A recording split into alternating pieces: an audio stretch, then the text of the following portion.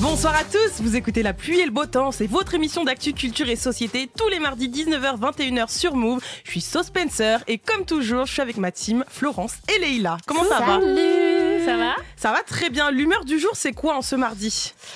Moi, c'est beau temps de fou parce que là, j'ai dit, il y a le concert de Saint-Levant, qui est un artiste que j'adore, un artiste palestinien, et j'ai trop hâte. Ok. Voilà.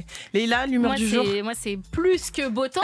Toi, c'est soleil. Non, mais pour ceux qui nous écoutent, vous savez que je suis fan de Party Next Door, Évidemment. qui est à Paris cette semaine. Ah là là Party là là Next Door, qui on va voir vendredi. Party Next Door. Exactement. Et bah, franchement, Concert, là. je pense que ça Voilà. va être une bête de soirée pour les gros puristes de R&B. Pour nous. Et toi, alors ? Et ben moi, beau temps, tranquille en vrai. La semaine dernière, on a parlé du lancement du jeu Loup-Garou sur Canal+. Franchement, j'ai kiffé les deux premiers épisodes. C'était vendredi. Et pour ceux qui l'ont pas vu, je le recommande. Voilà. Donc on est tout en mode soleil Tout ce va soir. bien. Exactement.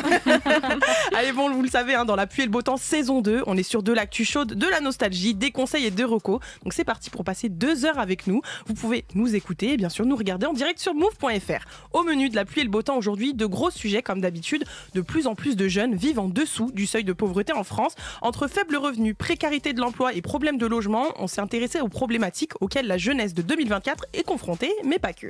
Ouais, on va aussi essayer de comparer notre époque à celle de nos parents. On reviendra également entre autres sur le mythe du bon et du mauvais pauvre, qui en fait vient du Moyen-Âge. Et on se demandera si la liberté, ce serait pas en fait vivre une vie de nomade finalement. Qui sait? Avec ses tubes qui ne cessent d'affoler les charts, la chanteuse américaine Sabrina Carpenter est la pop star du moment. Son tube Espresso l'a rapidement fait atteindre le top 10 monde de Spotify. C'est la raison pour laquelle on va s'intéresser aujourd'hui à ce nouveau phénomène pop. Ouais, et du coup, on verra que c'est une artiste qui n'a pas pop de nulle part. On va aussi parler de rivalité féminine, de pin-up, voire comme les chaînes comme Disney aussi sont des machines à stars. Pas mal le petit jeu de mots, hein. Elle a pas pop. Pop, Ouais. aïe, on a dit ça. Voilà, vous l'avez compris, on revient cette semaine avec 2 gros sujets d'actu, culture et société d'hier et d'aujourd'hui. Restez branchés, tout ça et bien plus encore, c'est dans la suite de La Pluie et le Beau Temps. Let's go. 19h21h. La pluie et le beau temps. Cette statistique avait été dévoilée en février 2023, mais la situation est toujours d'actualité. Un jeune sur 4 entre 18 et 24 ans vit en dessous du seuil de pauvreté en France. Cette étude de l'adresse, c'est la direction de la recherche, des études, de l'évaluation et des statistiques. Elle indiquait en effet que les jeunes adultes en situation de précarité sont de plus en plus nombreux dans le pays. Ils sont gravement touchés par le chômage, les salaires extrêmement bas, les problèmes de logement. Je sais, vous allez me dire, mais ça date pas d'aujourd'hui. Ok, c'est vrai. Mais l'inquiétude, elle vient surtout de la forte augmentation des cas. Il y a plus de 50% d'augmentation ces 15 dernières années, d'autant plus que le monde fait vraiment face à l'inflation. Ouais, c'est chaud parce qu'en plus ça continue malgré la baisse du taux d'inflation quand même. T'as raison Florence, en fait, selon l'INSEE, en septembre 2024, le taux d'inflation en France est tombé à 1,5%. Mais même si c'est le taux le plus bas depuis juillet 2021, la situation précaire des Français continue de persister. Ouais, et du coup, la précarité, en plus de ça, ça concerne pas que les jeunes. Ouais, exactement. Le 30 septembre dernier, donc c'est très récent, il y a l'association Les Petits Frères des Pauvres qui a publié une étude qui révèle qu'il y a 2 millions de seniors en France qui vivent aussi sous le seuil de pauvreté. Donc pour les jeunes de moins de 25 ans, la précarité, ça les concerne aussi et c'est très compliqué. On va prendre l'exemple de Louise au micro du média Real Life. Elle a 21 ans. Elle vit sous le seuil de pauvreté et du coup ses parents ne peuvent pas l'aider. Eux-mêmes, ils sont en difficulté financière. Donc elle vit en fait dans un camion de 6 mètres carrés qu'elle a aménagé avec son copain. Ils le payent tous les deux 350 € par mois. Donc c'est entre l'entretien et l'assurance. Et elle, de son côté, elle jongle entre ses cours à la fac la journée et un petit boulot de serveuse qui lui rapporte 800 € net par mois. Et bien sûr, parfois, elle craque. C'est fatigant à la fois physiquement parce qu'on sent son corps tout mou et tout flasque et nerveusement parce qu'on a envie d'hurler mais pas la force d'hurler. Donc souvent le soir, ouais, c'est dur. Est-ce qu'on va être capable de tenir 4 ans avec un rythme comme ça pour réussir à financer les études et avoir le diplôme qu'on veut? C'est dur. Vous connaissez des gens dans cette situation de précarité extrême ? Des étudiants, oui. Enfin, j'en ai croisé beaucoup et malheureusement, en fait, la plupart de ceux que je connais, ils ont arrêté les études pour travailler parce que c'était plus vivable, tu vois. Moi, pas que je sache. Après, pareil, c'est des gens que j'ai croisés mais qui sont pas mes proches. Et je me dis aussi que parfois, on sait pas parce que c'est vachement un sentiment de honte chez ces personnes. En fait, ça se trouve, il y a des gens autour de nous qui vivent des choses similaires et qui n'en parlent pas. Donc forcément. En fait, je sais pas, mais c'est chaud. C'est vrai, j'avoue.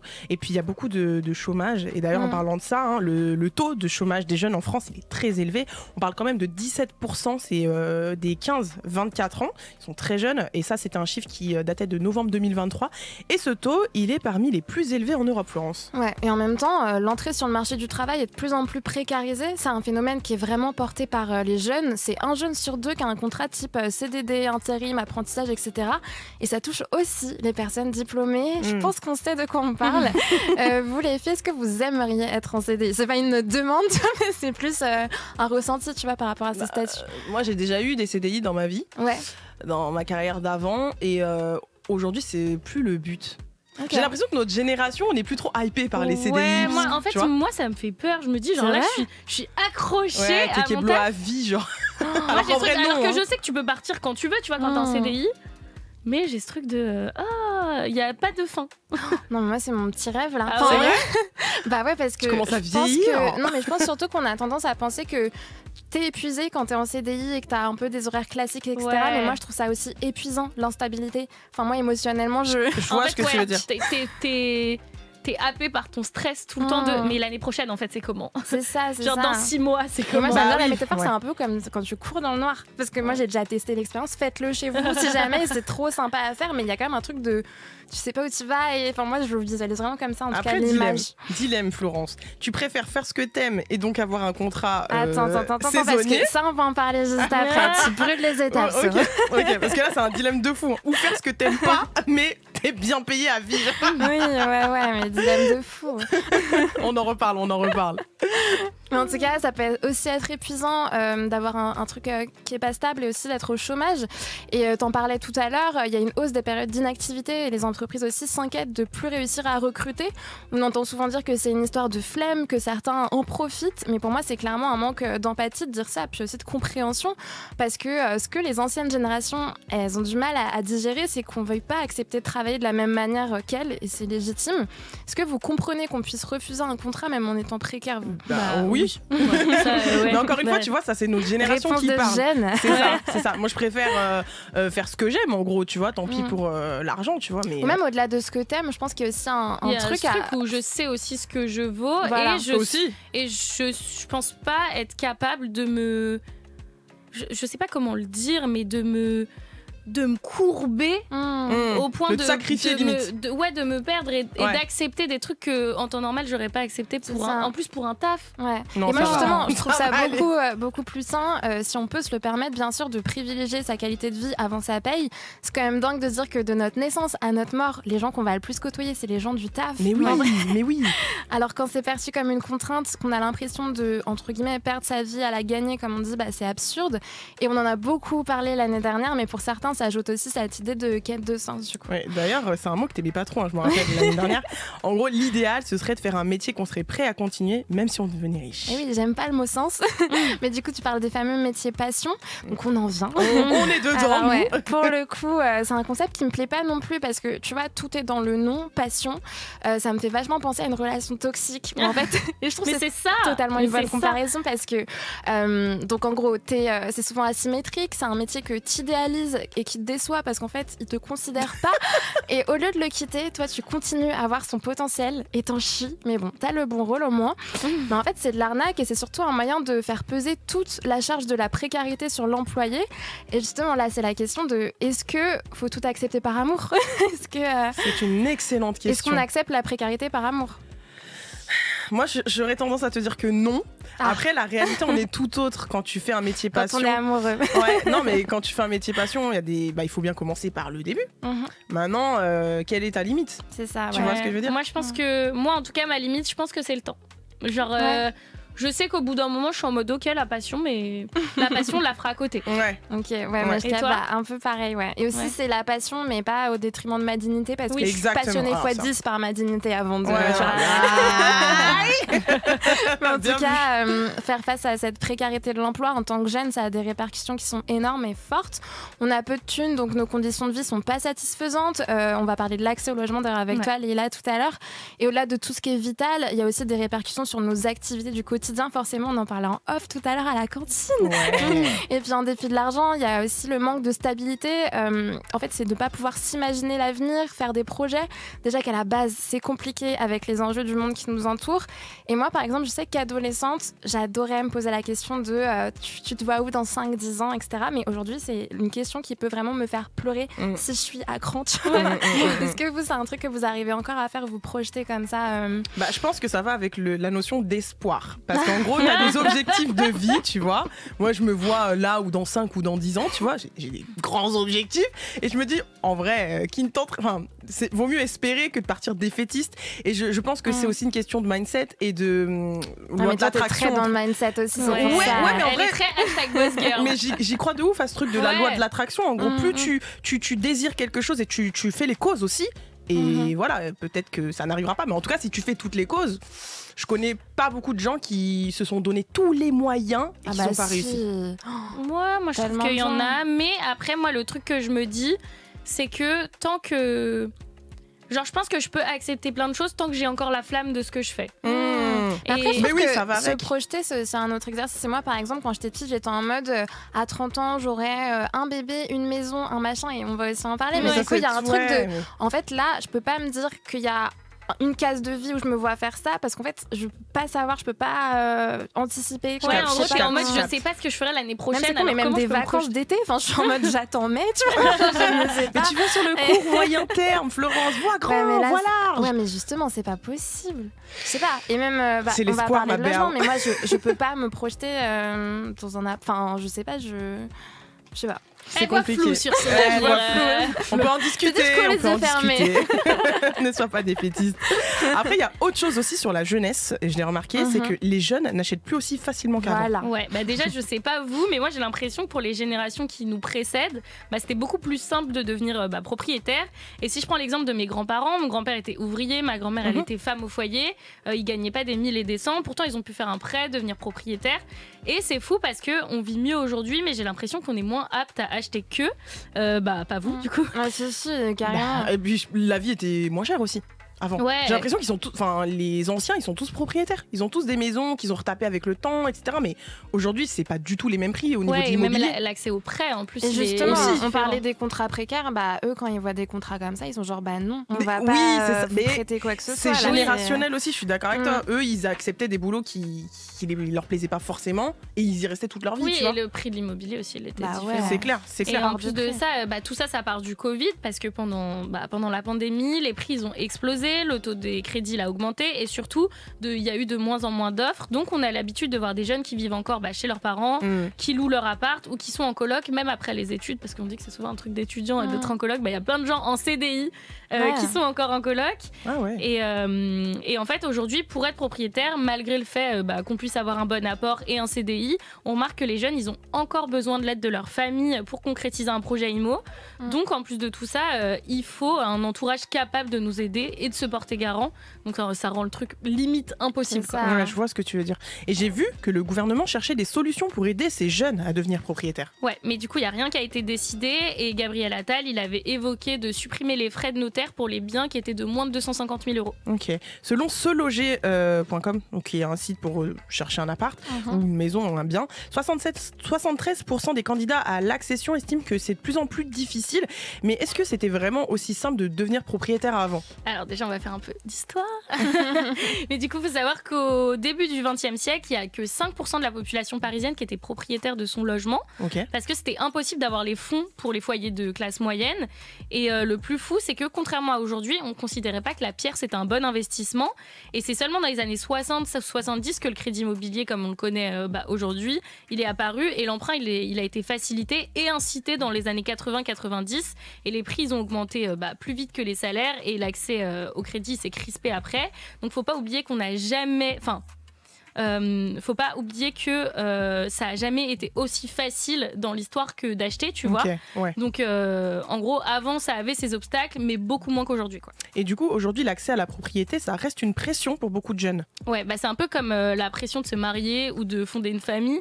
Devenir propriétaire, c'est une vraie préoccupation sociale, surtout quand on a atteint un certain âge, parce que c'est vu comme un indicateur de succès et de stabilité. Ouf. Et encore plus avec les réseaux sociaux, sur lesquels, tu sais, il y a plein de... Déjà, on fait que que se comparer sur les réseaux. Et de gens avec leurs clés là. C'est trop la photo type. La photo des clés comme ça dans la partie. De ouf. Et il y a aussi plein de podcasts mindset entrepreneurs qui diffusent j'aime trop. Des hashtags boss lady. J'aime trop. Moi je trouve qu'ils diffusent des discours super culpabilisants sur le fait de pas être propriétaire avant ses 30 ans par exemple. Enfin, c'est des trucs qui reviennent souvent. Est-ce que vous, c'est un truc qui vous met la pression, le fait de devenir propriétaire? Non. Nous on est dans la passion. Et toi? Je me suis étouffée carrément. Moi oui. Pardon. Et d'un côté, non. Parce que c'est comme je pense j'en ai pas pour l'instant le besoin ni l'envie. Et je me vois un peu vivre pas propriétaire. Mais après, est-ce que je sais pas? En fait, je suis perdue. Moi, je vois ça comme un deuxième chapitre de vie, vraiment plus tard. Tu vois, limite, je vais pas dire retraite, mais peut-être vers la quarantaine où t'achètes ta baraque et tout. Mais moi, c'est plus que je vois pas ça comme une fin en soi. Ouais, moi aussi. C'est pas une fin en soi, mais ça peut être un objectif. Ou en location, je me dis, il y a de l'argent qui partira dans tous les cas. Non, dans un prêt ou dans un loyer. De ouf. Donc, on est tellement perdu, je trouve qu'on sait même plus où on veut vivre et tout. Enfin, moi, je sais pas. Mais tu sais que si je me vois acheter dans un pays chaud. Où là, je me dis, là, je pourrais me reposer. Du coup, je me dis, écoute, t'as tant d'années pour te donner les moyens d'y arriver. Mais moi, je suis pas dans ce truc de j'ai 30 ans, faut que. Ouais, mais j'avoue, petit goal d'avoir une maison secondaire quand même. Oui. Faut déjà avoir une première. Mais la première, elle sera en loc. Oui, petit appart bord de mer, tout ça. On peut rêver. On peut rêver. Ça, ce serait vraiment sympathique. Moi, c'est pas un goal. C'est si ça arrive pas, ça arrive pas. Mais si ça arrive, je l'accueille comme ça. Mais t'as raison, il y en a marre de la pression sociale. Il y en a marre du tic-tac de la société. Exactement. On revient dans cette première heure sur la situation financièrement précaire des jeunes Français. Généralement, les 18-24 ans, et malheureusement, à moins d'avoir grandi dans une famille aisée, je sais pas si c'est le cas de tout le monde, les Français dans leur globalité sont quand même beaucoup à avoir déjà rencontré des problèmes financiers. Et les 3 principales inquiétudes qui reviennent dans ces moments-là, je pense que la première, c'est comment je vais payer mon loyer. Comment je vais payer mes charges et mes factures. On en parlait aujourd'hui en off. les charges, c'est tout un souci.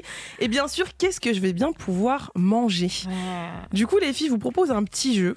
Vraiment, là, vous allez avoir quelques secondes. On rigole, vraiment. C'est sérieux, ça arrive à beaucoup de gens.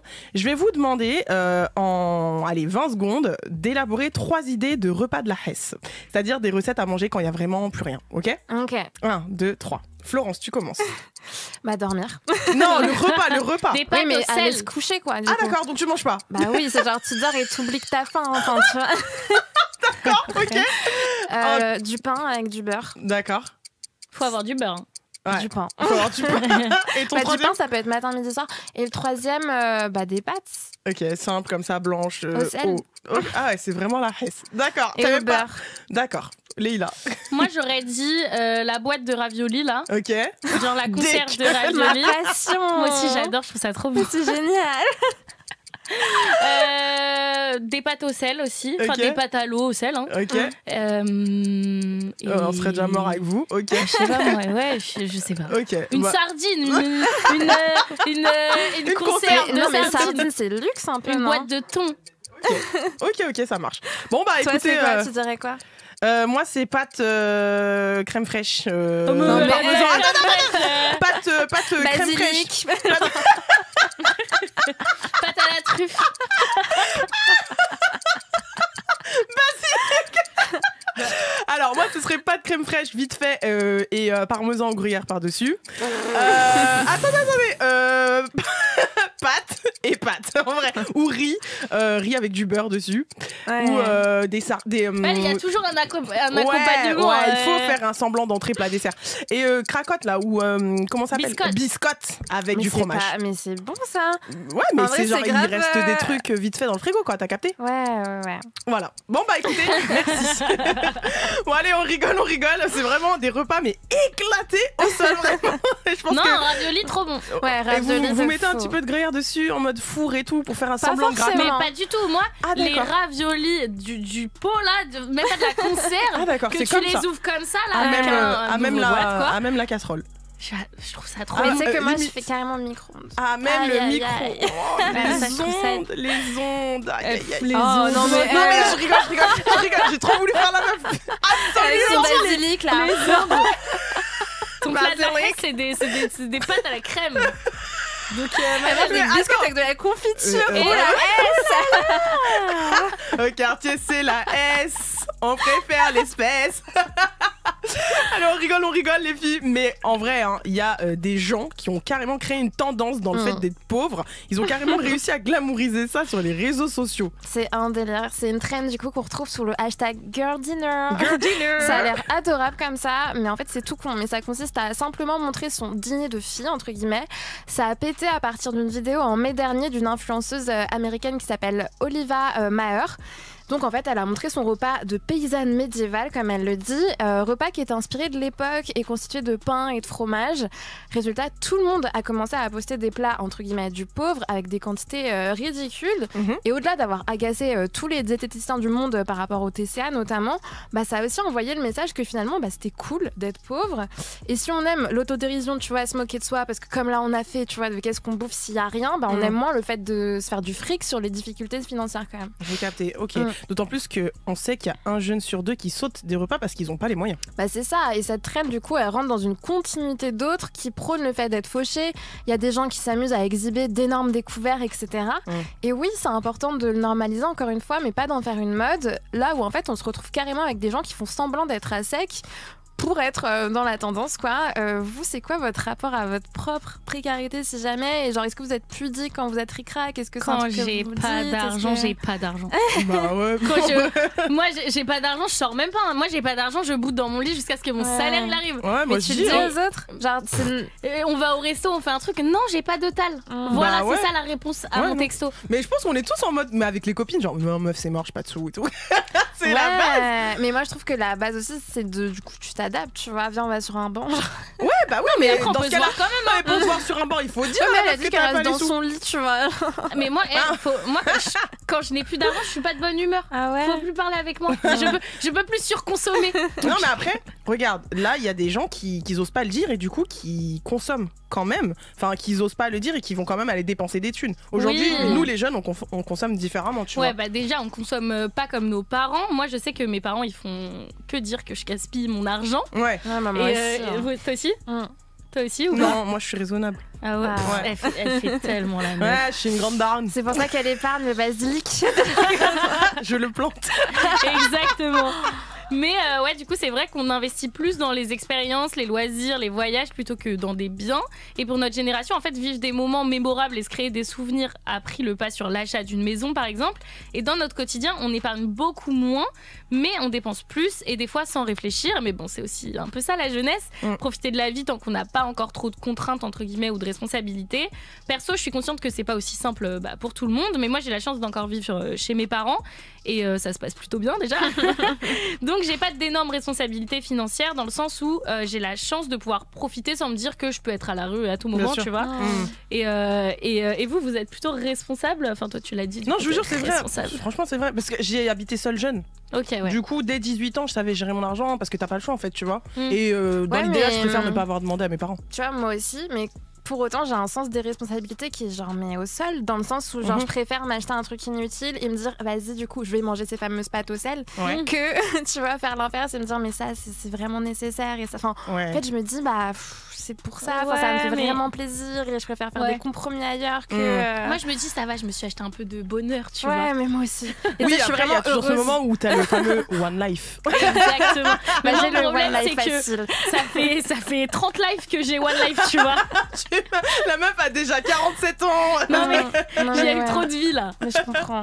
Mais tu vois cette manière de dépenser des jeunes là dont tu parles, ça s'appelle le doom spending. Ouais, et en fait c'est le fait de dépenser et de moins épargner parce qu'on est conscient des crises économiques, écologiques et géopolitiques de notre époque.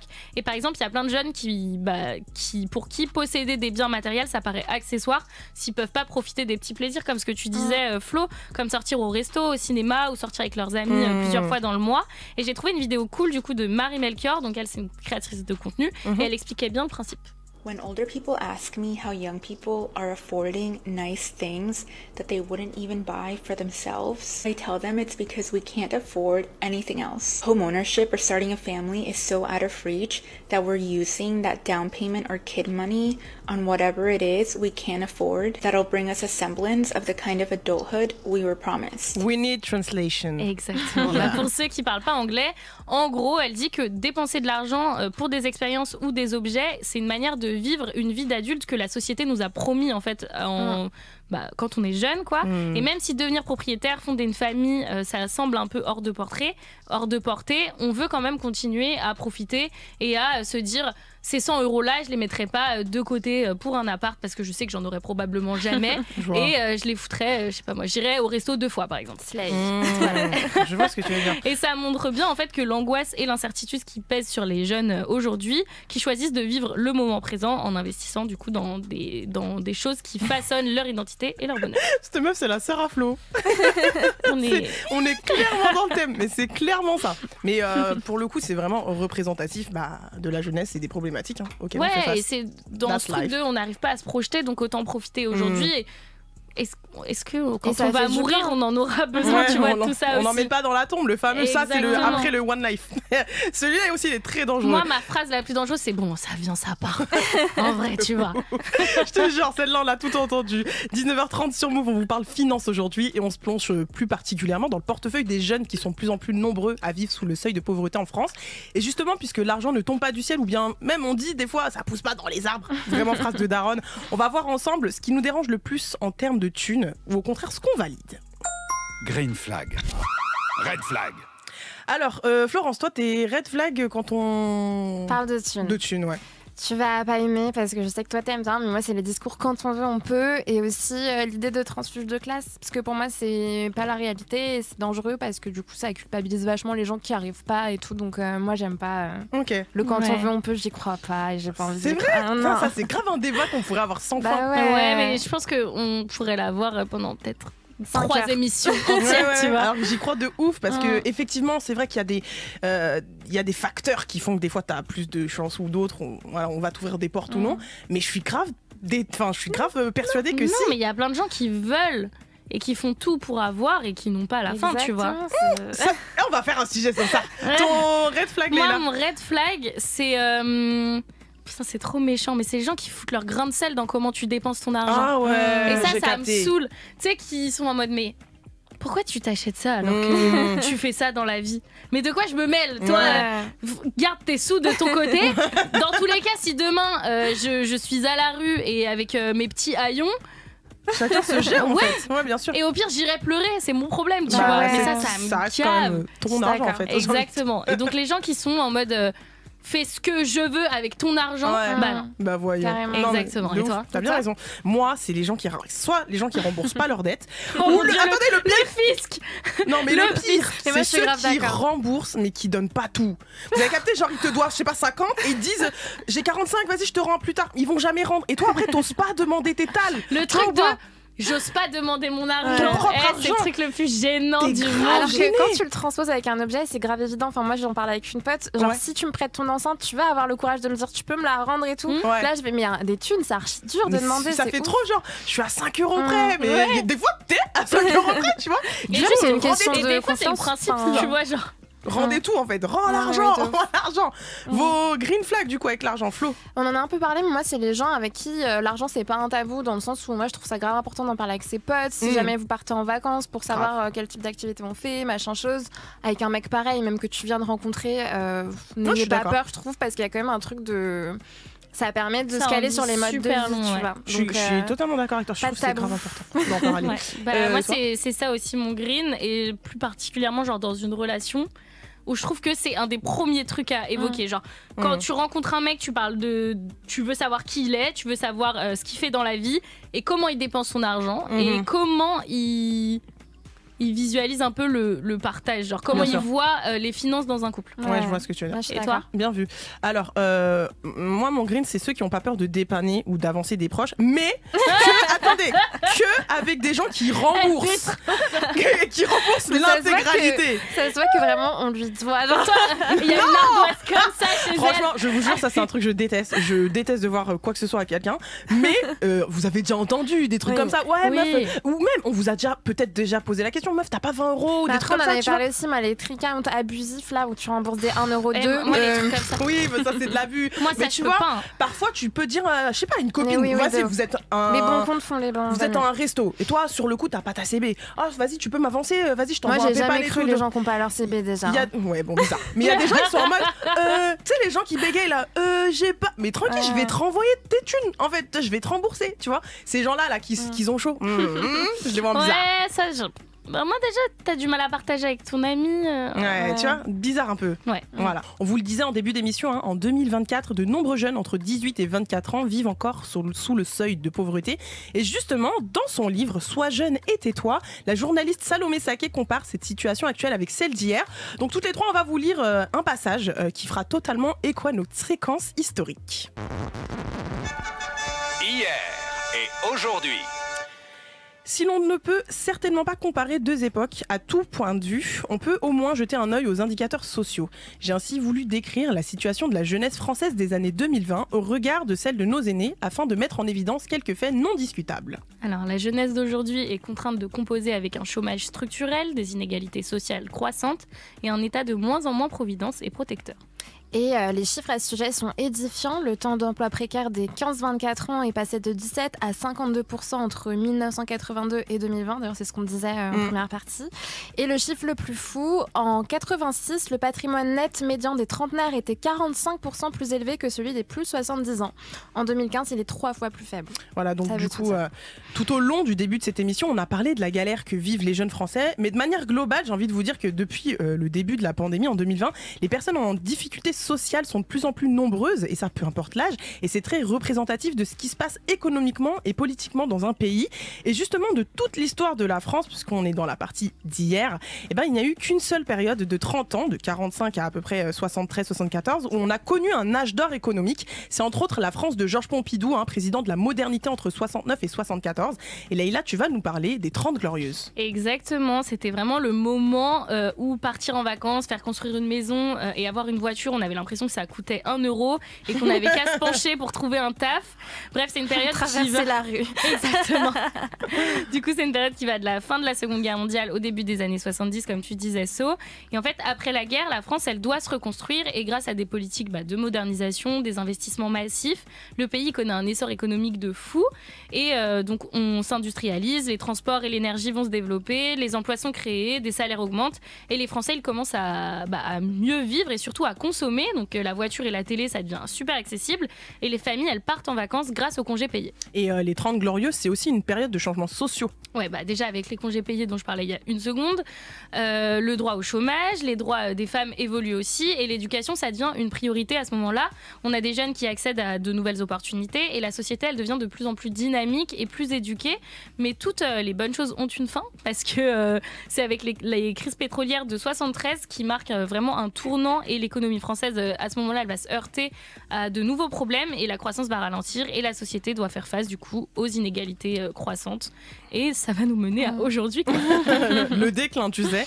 Et après, pendant les années 80, il y a aussi eu plein d'associations qui ont été créées pour aider les personnes en difficulté. Donc, je pense notamment à Emmaüs ou encore les Restos du Cœur qui étaient nés d'un appel aux dons de Coluche en 85 en direct.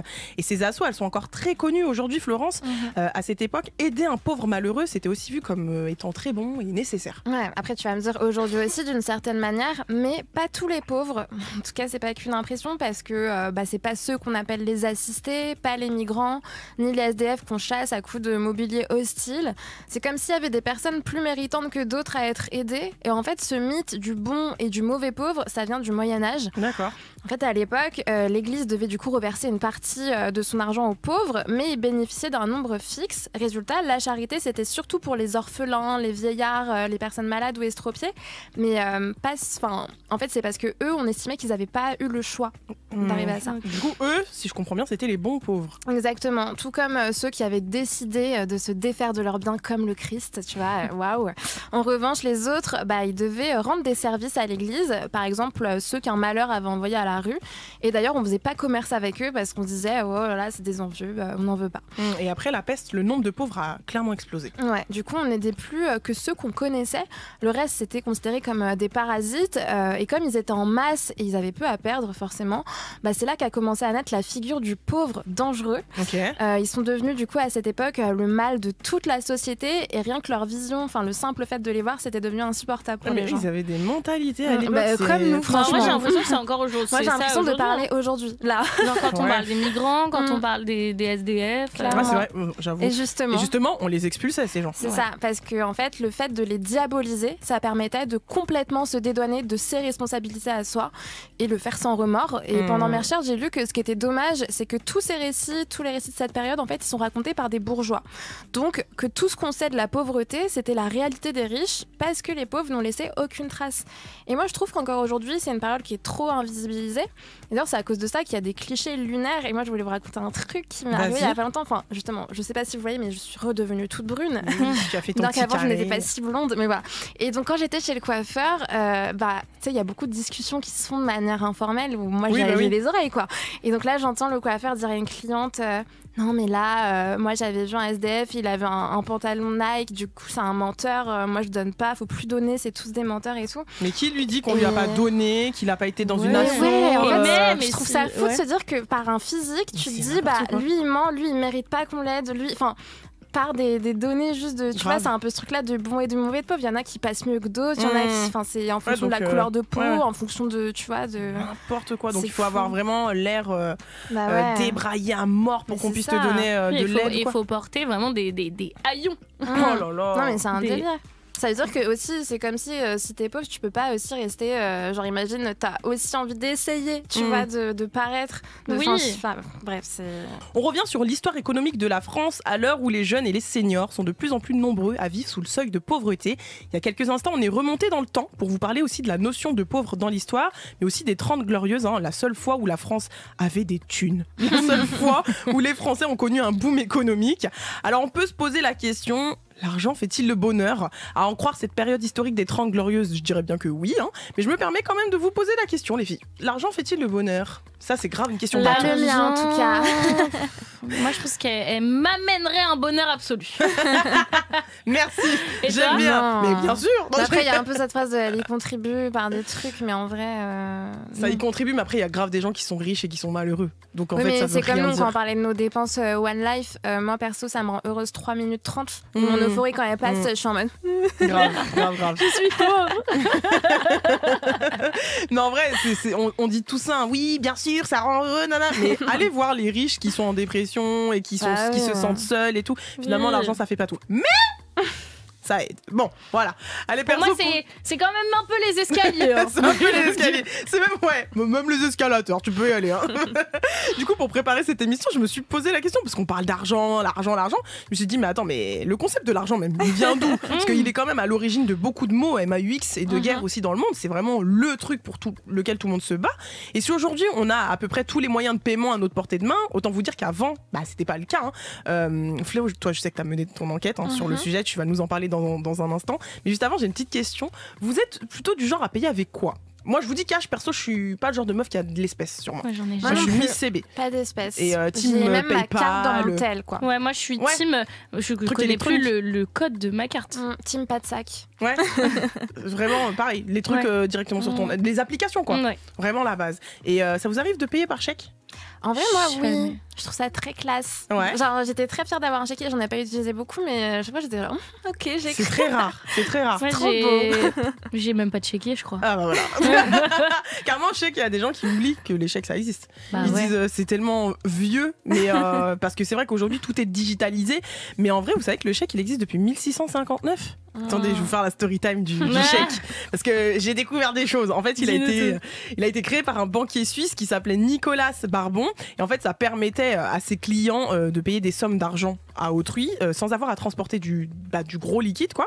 Et ensuite, ça a été popularisé en Angleterre. Ils se sont dit, ça a l'air pas mal. Et en France, bien plus tard, en 1826, la première forme de chèque telle qu'on la connaît aujourd'hui est introduite. Et à l'époque, on parlait de mandat blanc. Et avec ces mandats blancs, les clients de la banque pouvaient venir faire des retraits sur leur compte. Et c'est seulement le 14 juin 1865 que le chèque a été introduit définitivement en France. Donc ça date. Ça date. Après, donc ça, c'est pour l'histoire des chèques. Et maintenant, je m'intéresse aussi aux billets, la quicheta. La quicheta. Flo, t'as fait ton enquête. Je veux savoir, la monnaie, ça s'est passé comment? C'est vrai que déjà, on parle d'argent comme si c'était une évidence, mais ça n'a pas toujours été le cas. Avant, on vivait du troc, tu vois, entre petits groupes autosuffisants.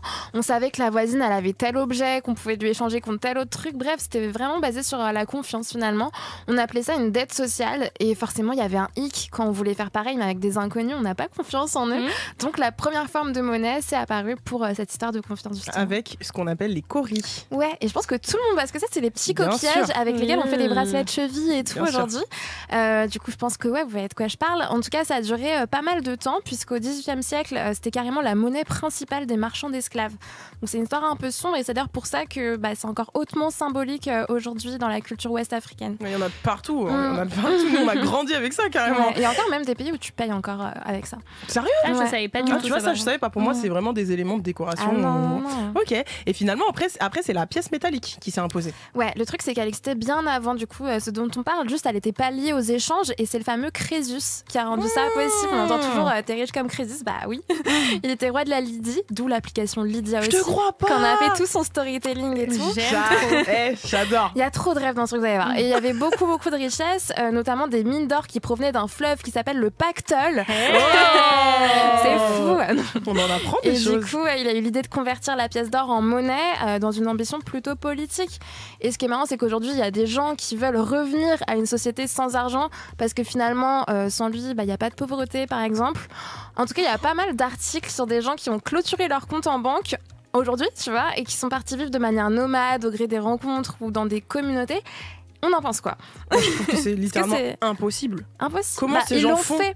Après, oui, c'est une grosse préparation. Je pense que déjà, il faut avoir des capacités pas de survie, tu vois, mais un peu des mais skills comment ils font de nature, pour acheter ne serait-ce que de la nourriture? Ils n'achètent pas, ils vivent par rapport aux dons, par rapport moi, je trouve que c'est très sportif. Comme ça, pour eux, c'est ça la liberté. Ouais. Moi, je serais pas capable non plus. Je la comprends, mais moi, ça serait beaucoup plus un truc de stress qu'un truc de liberté. Je comprends. Vraiment, j'en suis incapable. Mais déjà qu'on n'arrive pas à se projeter dans moyen terme, alors imagine, t'as pas de revenus. Non, c'est chaud, franchement, c'est chaud.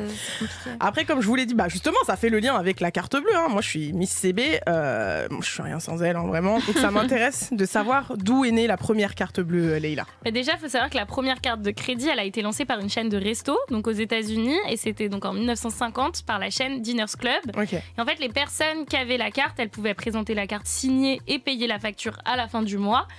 Juste avec une majoration par rapport au service, et c'était super pratique et révolutionnaire à l'époque. Et au début, elle était valable que dans les 27 enseignes de New York du Diners Club, et rapidement en fait American Express, Mastercard et Bank Americard, donc la Visa d'aujourd'hui, ils vont suivre et s'imposer jusqu'à devenir les réseaux de cartes de crédit numéro 1 dans le monde. Et sachez que c'est un Français qui a créé la première carte de paiement à puce.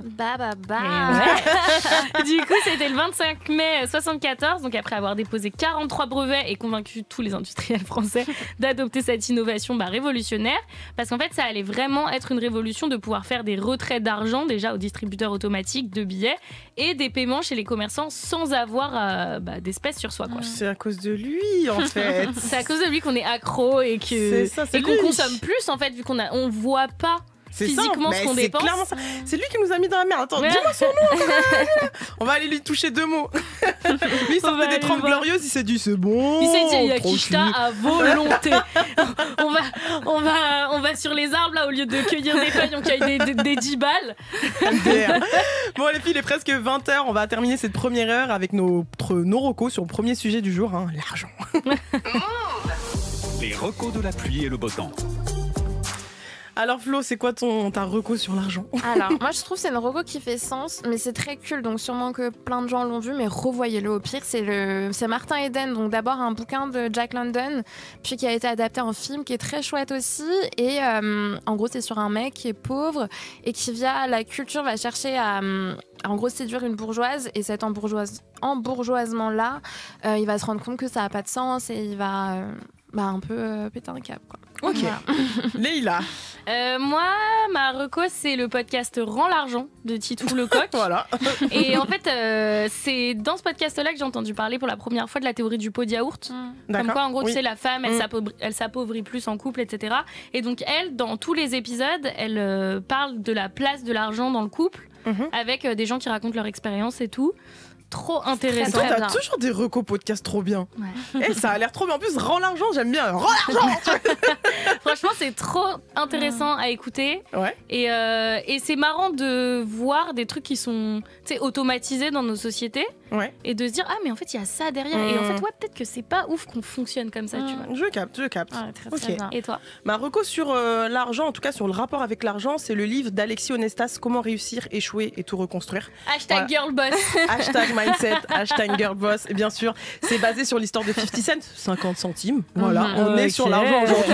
On est sur l'étal. Exactement, on est sur l'étal. Il est passé de gangster pauvre dans la rue à businessman à la tête d'un empire, vraiment à plusieurs millions de dollars. Donc voilà, c'est très inspirant. Vous savez que c'est mon délire, le mindset, etc. Et puis pour le coup, lui, il a vraiment beaucoup d'argent. C'est clair.